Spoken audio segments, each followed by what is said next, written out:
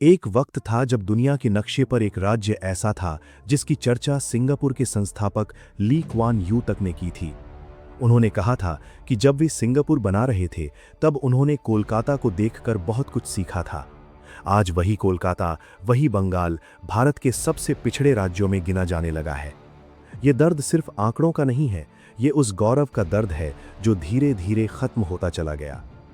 बंगाल ने इस देश को पहली महिला डॉक्टर दी, पहली महिला पायलट दी। प्रीतिलता वड्डेदार और कल्पना दत्ता जैसे नाम आज भी हर भारतीय के दिल में सम्मान के साथ लिए जाते हैं। लेकिन आज इसी बंगाल की मुख्यमंत्री ने एक बार कह दिया कि लड़कियों को रात में घर से बाहर नहीं निकलना चाहिए। ये वही बंगाल है जहां रवींद्रनाथ टैगोर ने साहित्य लिखा, स्वामी विवेकानंद ने दुनिया को भारत की सोच से परिचित कराया, सत्यजीत रे ने सिनेमा को नई दिशा दी और सुभाष चंद्र बोस ने आज़ादी के लिए सब कुछ दांव पर लगा दिया। आज जब बंगाल का नाम आता है तो लोगों के दिमाग में आते हैं एसएससी घोटाले, बेरोजगारी, आरजीकर मेडिकल कॉलेज का मामला और संदेश खाली जैसी घटनाएं। पूरे देश में जितने भिखारी हैं उनमें से हर 4 में एक पश्चिम बंगाल में रहता है। बाल विवाह के मामलों में भी ये राज्य ऊपर गिना जाता है।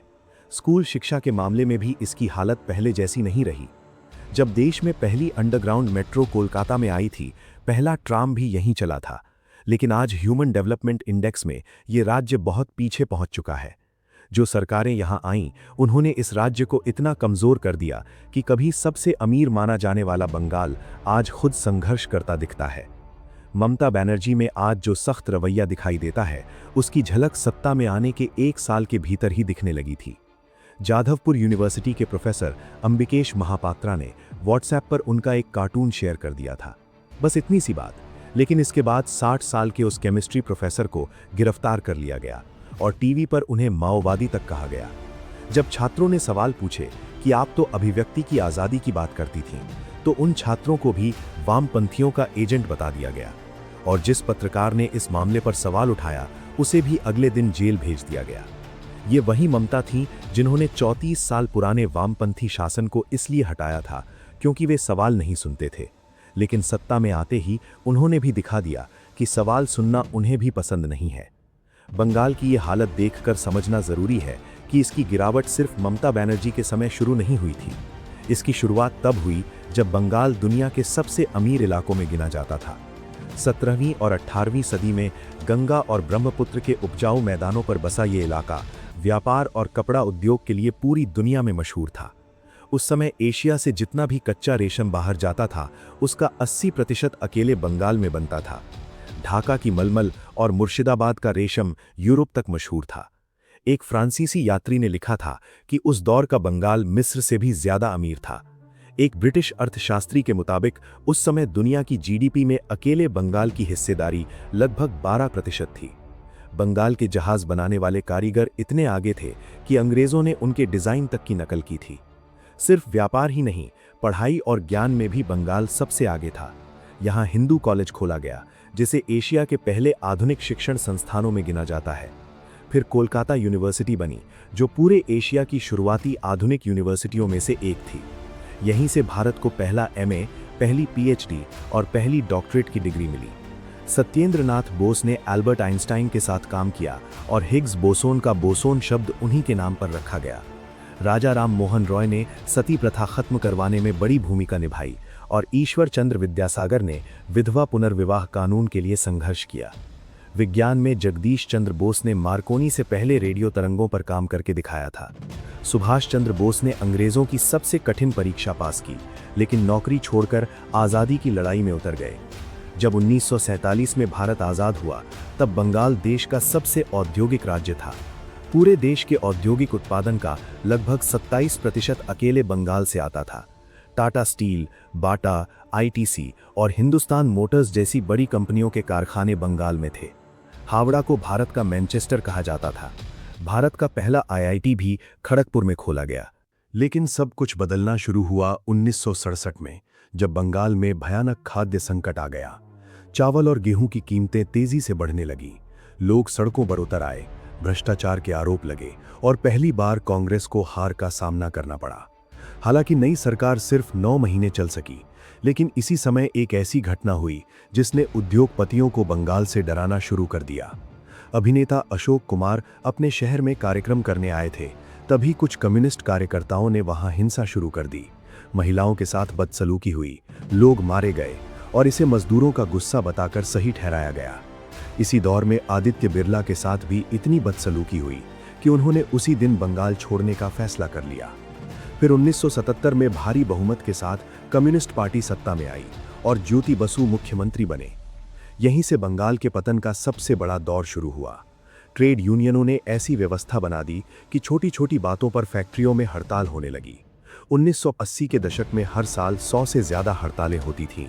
हिंदुस्तान मोटर्स बंद होने लगी, बाटा ने अपने कारखाने दूसरे राज्यों में भेजने शुरू कर दिए और कई बड़ी कंपनियां धीरे धीरे खत्म होती चली गईं। सबसे हैरानी वाली बात यह थी कि उस समय नेताओं को इस बात पर गर्व था। उनका कहना था, कंप्यूटर नहीं इंसान खाएगा, मतलब अगर कंप्यूटर आएंगे तो रोजगार खत्म हो जाएगा। जब पूरा देश आईटी क्रांति की तैयारी कर रहा था, तब बंगाल में कंप्यूटर का विरोध हो रहा था। बैंकों तक में कंप्यूटर लगाने का विरोध किया गया। कहा जाता है कि बेंगलुरु से पहले आईटी हब बनने का मौका बंगाल के पास था, लेकिन सरकार ने उसे गवा दिया। एक पूरी पीढ़ी का भविष्य सिर्फ सोच की जिद में पीछे चला गया। इन्हीं कम्युनिस्टों ने बंगाल में ऐसा कैडर सिस्टम बनाया जहां हर गांव, हर सरकारी योजना और हर राशन की दुकान पर पार्टी के लोगों का कब्जा हो गया। जो विरोध करता उसे डराया जाता। 1977 से लेकर 2011 तक बंगाल में हजारों राजनीतिक हत्याएं हुई, लेकिन राष्ट्रीय मीडिया में इस पर बहुत कम बात हुई। शिक्षा का हाल भी खराब होने लगा। यूनिवर्सिटियों में राजनीतिक आधार पर नियुक्तियां होने लगी। प्रोफेसर बनने के लिए पढ़ाई से ज्यादा पार्टी के करीब होना जरूरी हो गया। बंगाल के कई अच्छे प्रोफेसर दिल्ली, जेएनयू या विदेश चले गए। कभी साक्षरता में आगे रहने वाला बंगाल धीरे धीरे दूसरे राज्यों से पीछे छूटने लगा। देश की जीडीपी में भी बंगाल की हिस्सेदारी लगातार गिरती चली गई। जब लोग इन सब चीजों से परेशान हो चुके थे, तब एक महिला सड़कों पर उतरी। साधारण सफेद साड़ी और चप्पल पहनने वाली वो महिला हर उस जगह दिखती थी जहां वामपंथियों के खिलाफ आंदोलन हो रहा था। उसने वादा किया कि वो फिर से सोनार बांग्ला बनाएगी। ये महिला थी ममता बनर्जी। उन्होंने उन्हीं कम्युनिस्टों के खिलाफ लड़ाई लड़ी जिन्होंने कभी उनके सिर पर लाठी मारी थी। उन्हें बाल पकड़कर सड़क पर घसीटा गया था। उस समय वे केंद्र में मंत्री थीं, लेकिन उन्होंने कसम खाई थी कि मुख्यमंत्री बने बिना राइटर्स बिल्डिंग में कदम नहीं रखेंगी।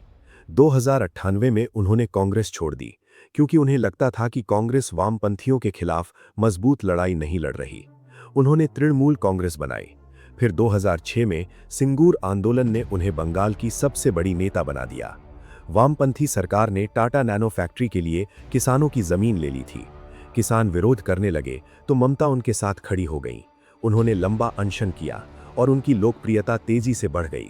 दूसरी तरफ नंदीग्राम में किसानों पर गोली चलने की घटना ने पूरे बंगाल को हिला दिया। इन्हीं घटनाओं के बाद रतन टाटा ने बंगाल छोड़कर गुजरात जाने का फैसला किया, जहां नरेंद्र मोदी ने उन्हें तुरंत जमीन देने की बात कही। 2011 में आखिरकार बंगाल में बदलाव आया। 34 साल पुरानी वामपंथी सरकार सत्ता से बाहर हो गई और ममता बनर्जी मुख्यमंत्री बनी। पूरे बंगाल को लगा कि अब राज्य फिर से आगे बढ़ेगा। लेकिन जो हुआ वो किसी ने नहीं सोचा था। वही पुराने कैडर, वही स्थानीय गुंडे, वही बूथ कब्जाने वाले लोग तृणमूल में शामिल हो गए। फर्क सिर्फ इतना था कि लाल झंडे की जगह अब उनके हाथ में हरा झंडा था। सिस्टम लगभग वैसा ही चलता रहा। सरकारी योजनाओं में कट मनी चलती रही। अगर कोई घर बनाना चाहता तो उसे इलाके के सिंडिकेट से ही सामान खरीदना पड़ता। फिर शारदा चिटफंड घोटाला सामने आया, जिसमें लाखों गरीब लोगों की जमा पूंजी डूब गई। कई लोगों ने आत्महत्या तक कर ली। बाद में एक स्टिंग ऑपरेशन में तृणमूल के कई नेताओं को कैमरे पर पैसे लेते हुए दिखाया गया। नौकरी घोटाले में हजारों लोगों को गलत तरीके से नौकरी देने का मामला सामने आया। पार्था चैटर्जी गिरफ्तार हुए और उनकी करीबी अर्पिता मुखर्जी के घर से करोड़ों रुपए नकद बरामद हुए। अदालत ने हजारों शिक्षकों की नियुक्तियां रद्द कर दी, लेकिन इन सब मामलों पर ममता बनर्जी लगातार कहती रहीं कि ये राजनैतिक साजिश है। सबसे ज्यादा दर्द महिलाओं से जुड़ी घटनाओं ने दिया।